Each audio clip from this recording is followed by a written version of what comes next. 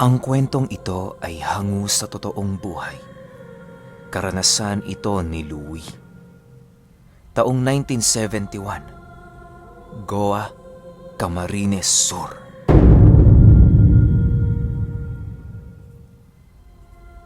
Itong mga panahong ito, naninirahan ang pamilya ni Louie di kalayuan sa paanan ng bundok ng Isarog. Pagsasaka ang kanilang pamumuhay sa lugar at kalimitan nilang isinasaod ang kanilang ani sa ibang bayan. Dahil sa marami siya noong kapatid, kung kaya't hindi naging mahirap para sa kanila ang trabaho sa bukid. Bagaman wala na silang ilaw ng tahanan, nananatili pa rin silang matatag alang-alang sa kanilang amang nagsusumikap. Sa ilang taong pagsasaka ni Louie, marami na siyang nakakaengkwentrong mga nilalang na hindi ordinaryo sa paningin ng mga tao. Paminsan-minsan nga ayon sa kanya, nasusubukan na nilang magpaikot-ikot sa gubat kahit pa kabisado na nila ang daan.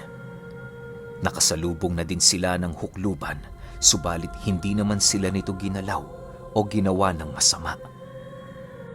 Bagaman marami ng karanasan si Louie at ang kanyang mga kapatid sa hindi maipaliwanag na kaganapan, paulit-ulit pa rin silang binibigyan ng babala ng kanilang ama ukol sa isang pamilyang naninirahan sa paanan ng Isarog.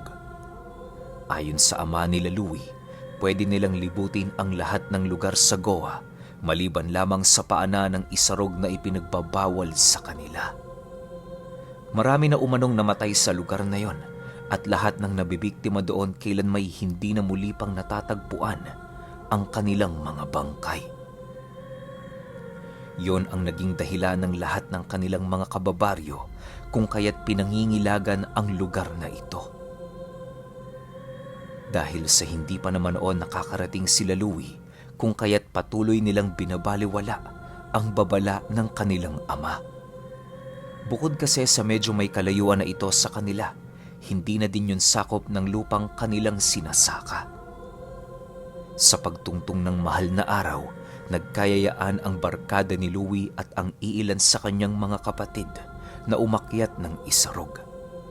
Dahil parte ng kanilang lupain ang daraanan ng kanyang mga kaibigan, kung kaya't napagpasyahan ng mga ito na sila'y isama sa pamamanata.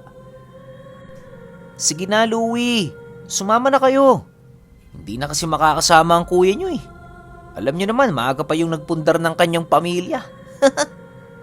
Pabirong wika ng isa sa mga kababata ng kanilang pinakamatandang kapatid.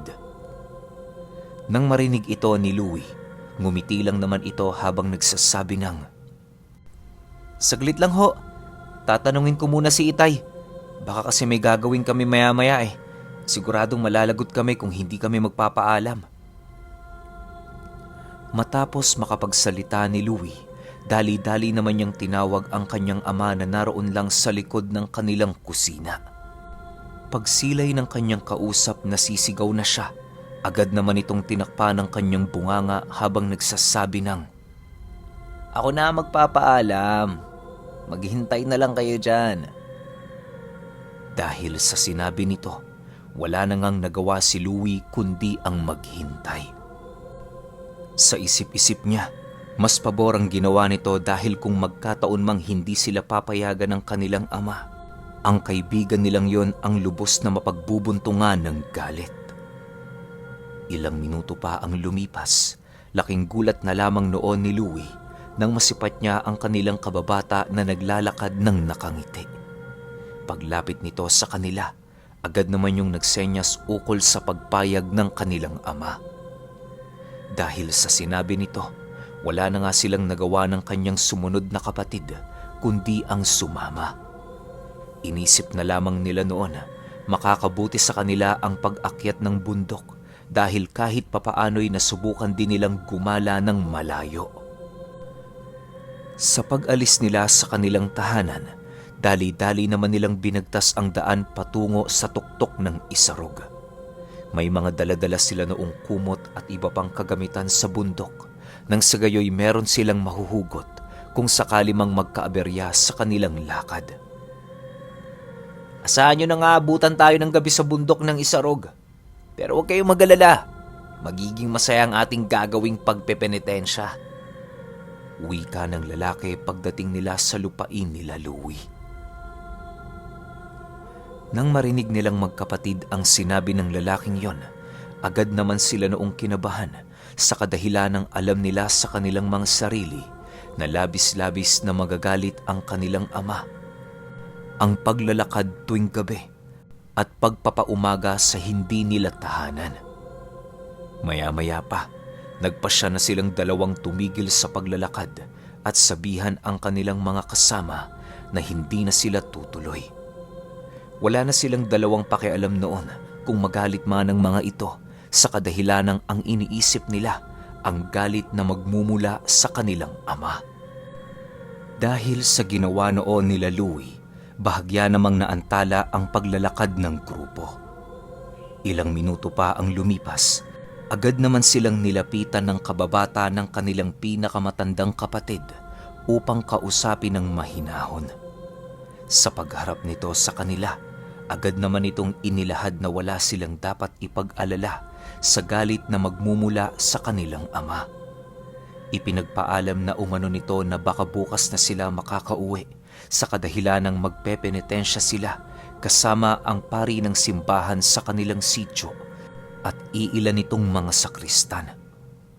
Nang marinig ni Louie ang sinabi nito, bigla naman siyang nagduda sa pakay nila sa bundok, gawa ng aminado na siya noon na hindi penitensya ang kanilang gagawin doon.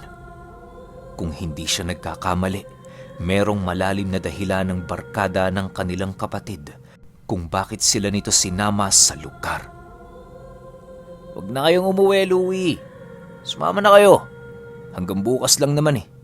Tsaka, maliligaw kami rito kung hindi nyo kami sasamahan. Kayo din. Cargo de konsensya nyo pang habang buhay kapag merong nangyari sa amin." Mahinahong wika sa kanila ng lalaki. Nang marinig ito ni Louie, agad naman niyang kinausap ang kanyang kapatid kung ito ba ay sasang-ayon sa sinabi ng lalaki.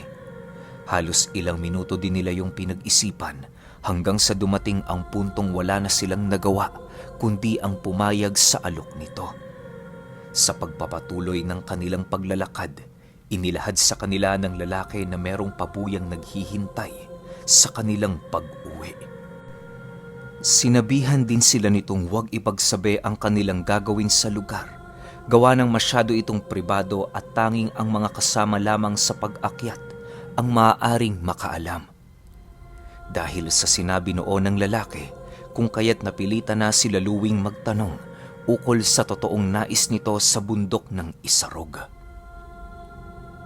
"Sige Louie, sasabihin namin sa inyo. Pero sa oras na malaman niyo ang aming pakay doon, hindi na kayo maaari pang umuwi nang hindi namin kasama. Maliwanag ba yon?" Seryosong wika nito. Nang marinig ito ni Louie, tumangulang naman sila habang nananatiling walang imik. Ilang minuto pa ang lumipas, doon na nag-umpisang magkwento ang lalaking yon ukol sa mga tanim na naroon sa paanan ng bundok na kinakailangan nilang gapasin. Dahil sa iligal ang tanim na yon, kung kaya't pasikreto nila itong ginagapas sa gitna ng bundok. Dagdag pa ng lalaki, hindi naman sila talaga pupunta ng tuktok, bagkus ay iikot lamang sila doon para marating ang kabilang bahagi ng Isarog kung saan naroon ang kanilang mga kasamang kukuha ng kanilang ani.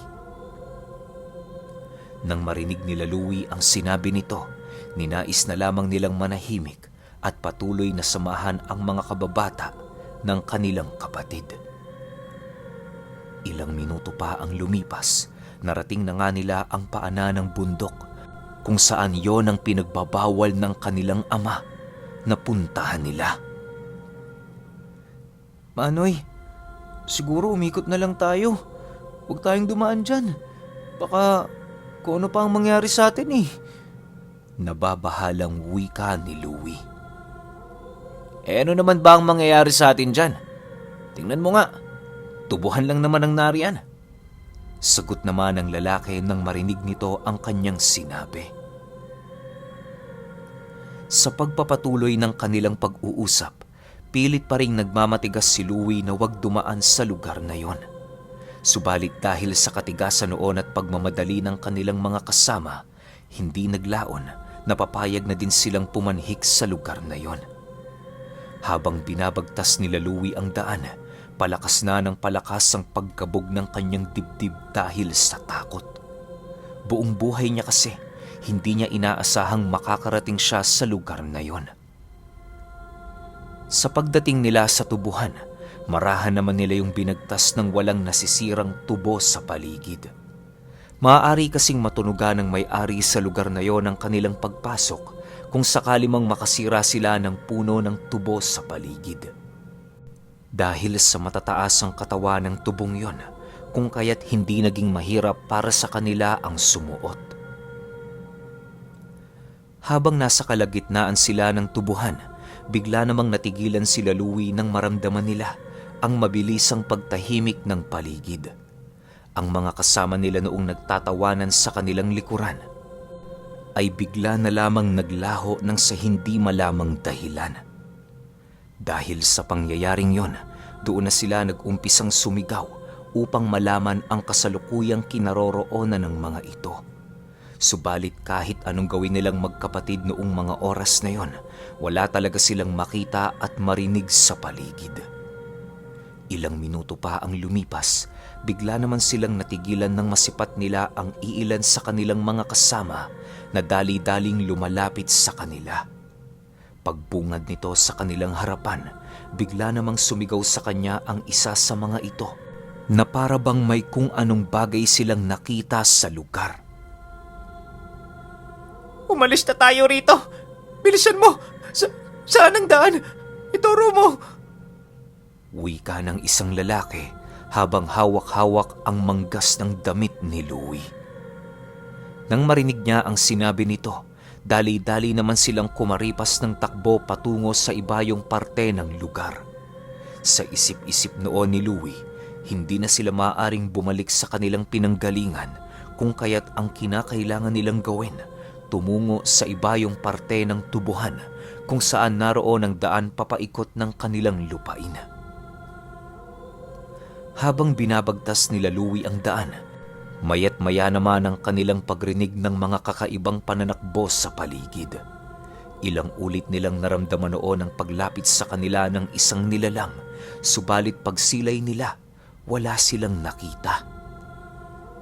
Ilang minuto pa ang lumipas, narating na nga nila ang kabilang ibayo ng tubuhan kung saan doon nila nasilayan ang iilan nilang mga napahiwalay na kasama. Nang magkalapit na sila sa bawat isa, agad din naman silang nagsitakbuhan kahit labis na silang hinihingal. Sa paglayo nila sa lugar, doon pa lamang napagtanto nila Louie na meron silang kasamang nawawala.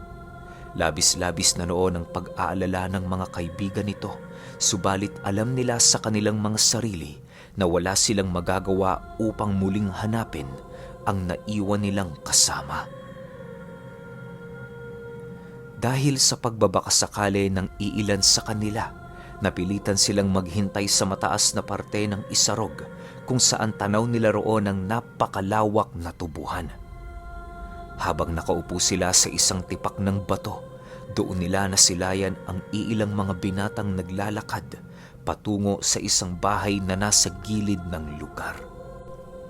Alam nila Louie na tagapagbantay ng tubuhan ng mga yon, subalit ang labis nilang ipinagtaka noon, yon ang unang beses na nasipat nila ang pamilyang naroon. Sa pagpapatuloy ng kanilang pagmamasid, laking gulat na lamang nila nang lumabas sa tubuhan ang isang lalaki na merong bitbit na baboy na nakatali. Nagpupumiglas pa ang hayop, subalit wala itong lakas upang mapangibabawan ang pagkakagapos sa kanya ng nilalang. Maya-maya pa, bigla namang napakubli sila Louie sa tipak ng bato dahil kitang-kita nila na tumingin sa direksyon na kanilang kinaroroonan ang lalaking yon. Matapos nitong titigan ng lugar na kanilang pinagkukublian, walang awa naman itong sinaksak sa tiyan ng dala nitong baboy kahit yon ay naroon sa kanyang balikat. Pagbagsak ng lalaki sa daladala niyang hayop, agad naman yung kumaripas ng takbo sa kabila ng mga tama nitong natamo sa tagiliran. Bago pa man tuluyang makabalik ang baboy sa tubuhan, agad naman yung nawala ng buhay dahil sa dami ng dugo na nawala. Sa pagpapatuloy ng pagmamasid nila Louie, bigla namang nabaling ang kanilang atensyon sa isang lalaki nang magyaya na itong ipagpatuloy ang kanilang pag-akyat sa bundok ng Isarog. Bago tuluyang talikuran ni Louie ang lugar ng tagapagbantay ng tubuhan, bigla naman noong nanlaki ang kanyang mga mata nang masipat niyang habang pinapasok ang katawan ng baboy sa loob ng bahay nito, tumambad sa kanya ang duguang paa ng isang tao. Kung hindi siya nagkakamali, paayo ng kanilang kasama sa kadahilan ng kasing kulay nito ang tsinelas na suot-suot ng biktima. Matapos niyang masilayan ang bagay na yon, bigla naman siyang hinila ng kanyang kapatid na siyang naging sanhi upang mabaling sa ibang bagay ang kanyang paningin. Habang nasa kasagsagan sila noon ng paglalakad, panay naman ang kanilang pagbubulungan sa kung ano-ano ang gagawin nila upang matakasan ang kanilang mga kasama. Hindi na kasi nakakaramdam ng kaligtasan doon sila Louie, gawa ng alam niya sa kanyang sarili na naistorbo na nila ang pananahimik ng pamilya ng mga aswang. Sa pagsapit ng takip silim, narating na nga nila ang lugar na kanilang hinahangad. Tagong-tago ang lugar na kanilang pinuntahan noon, gawa ng napapaligiran yon ng mga nagsisitaasang puno. Habang nagmamasid sila Louie sa paligid, doon nila nasilayan ang mga kakaibang halaman na pakay ng kanilang mga kasama. Halos pagsilay nila sa mga ito, hindi man lang nila noon naisipang magpahinga na para bang meron silang hinahabol na oras. Dahil sa walang kaide-ideya sila Louie sa mga bagay na yon, nagpasya sila noong pagmasdan na lamang ang mga ito habang abala sila sa pagkukuha ng mga dahon. Nang akmang matatapos na sila sa kanilang ginagawa, bigla namang napatahimik ang lahat ng naroon sa lugar nang makarinig sila ng pag-ungol ng isang napakalaking baboy. Hindi ordinaryong baboy ang narinig noon nila Louie dahil sa lakas ng pag-atungal nito. Matapos ang mga pangyayaring yon, dahan-dahan namang kinuha ng iilan nilang kasama ang mga armas nitong dala upang paghandaan ang mga hindi inaasahang pangyayari. Ang iilan sa mga ito ay dumikit na kay Louie at sa kanyang kapatid dahil sa sila lamang ang nakakaalam sa lugar. Maya-maya pa, laking gulat na lamang nila nang biglang lumitaw sa loob ng halamanan ang lalaking kanilang nakita sa tubuhan na merong daladalang sundang na parabang hindi na napapatalim. Pagsilay ng mga kasama nila Louie sa lalaking yon, agad din naman nila yung pinaputokan ng mga baril nilang dala, subalit sa hindi maipaliwanag na dahilan, naglaho na lamang itong parang bula sa harapan nila. Dahil sa pangyayaring yon, napilitang umatras sila Louie habang daladala ang iilang mga dahong kanilang nakuha. Maya-maya pa, bigla namang napakaripas ng pagtakbo ang kanilang grupo nang makarinig sila ng nakakapangilabot na pag-atungal sa buong paligid. Sinasabayan din yon ng pagsisiiyakan ng iilang batang kasama ng nilalang na siyang halos nagbigay sa kanilang mga katawan ng hindi maipaliwanag na takot. Sa pagpapatuloy ng pananakbo nila Louie, doon na nila nararamdaman ang pagkuha sa iilan nilang mga kasama ng aswang. Bagaman naglalaho na parang bula ang mga ingay ng kanilang mga kasama, nagpatuloy pa rin silang magkapatid sa pananakbo habang mahigpit na nakahawak sa bawat isa. Kahit magkanda bali-bali na noon ang kamay ni Louie, hindi pa rin niya sinusubukang alisin ang kanyang mga kamay sa kanyang kapatid na sumusunod sa kanya. Nang marating nila ang isang matarik na pababa ng bundok, dali-dali din naman sila noong naghanap ng dahon ng nyog upang gamiting pantakip sa pisngi ng kanilang puwet dahil gagawa sila ng pagpapadausdos.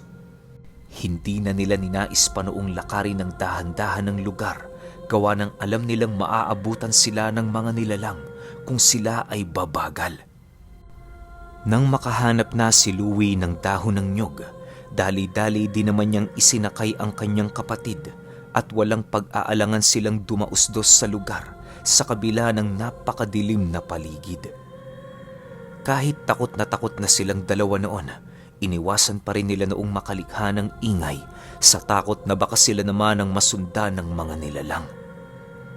Habang lumalayo noon sila sa kalagitnaan ng bundok, rinig na rinig nila ang pagsisigawan ng kanilang mga kasama at ang pagmamakaawa ng iilan sa kanila.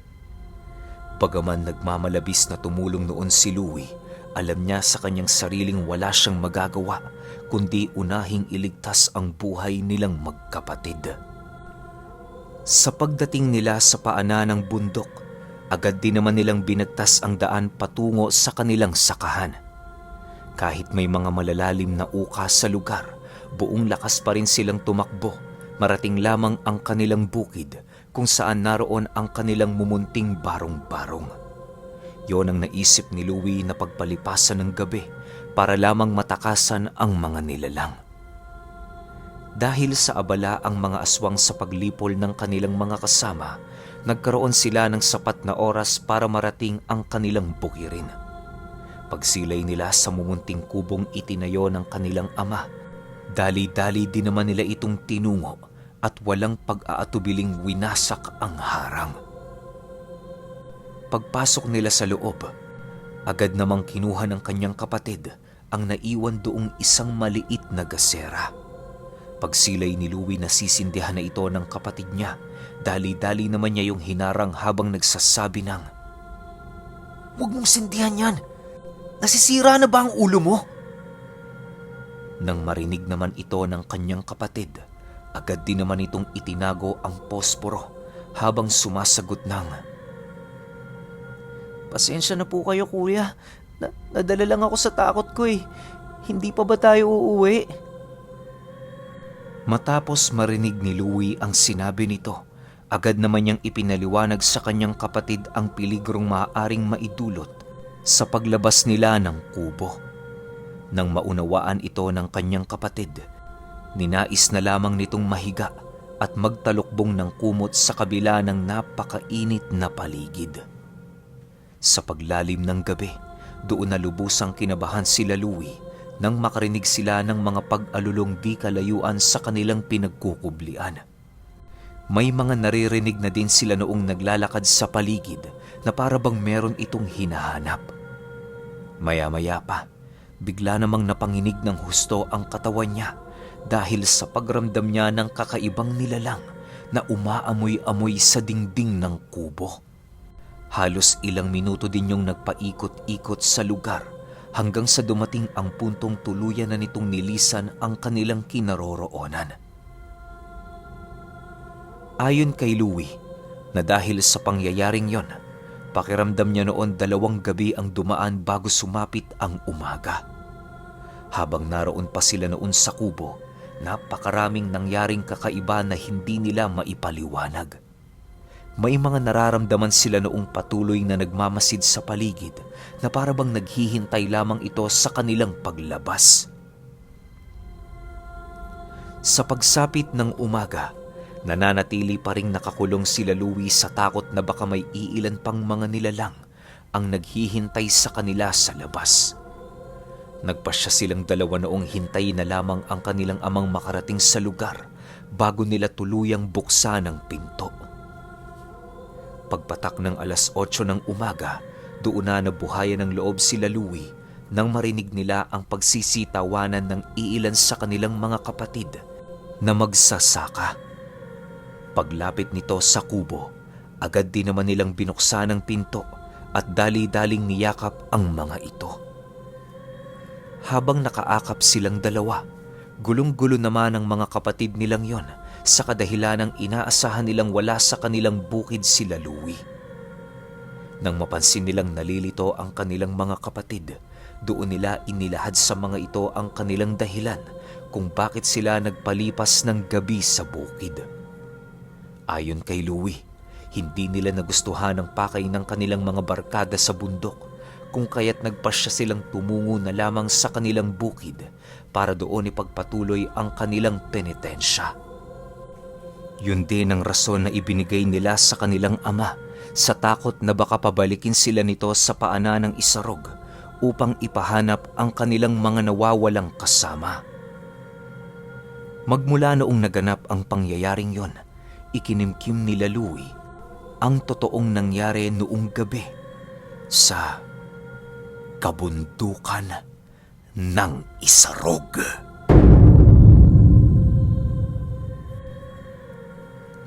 Okay, opinion ko sa kwento. Ano kaya yung halaman na yun? Hindi nabanggit no? Pero ako duda ko baka marijuana yun, chongke. Pwedeng ganun no? Or meron pa akong hindi alam na halaman na mahalang presyo tapos doon lang tumutubo sa ganong klase ng lugar. Kasi minsan may mga ganun Lalo na yung sinasabi nilang bulaklak na gamot sa cancer. May ganun daw Tapos sobrang mahal, mas mahal pa raw talaga sa marijuana yon. Pero kayo, kung alam nyo o may idea kayo, lalo na yung mga nakatira malapit dito sa bundok ng Isarog, well, hindi nabanggit ko ng pangalan ng bundok Pero marami bang bundok dyan kasi wala akong idea. Maski ako sa sarili ko, hindi ko alam kung marami bang bundok o isa lang ang bundok sa Isarog. Baka meron nakakaalam, paki-comment naman sa baba para hindi kami nangangapa, di ba? Yun lang. Hanggang sa susunod na kwento. Salamat.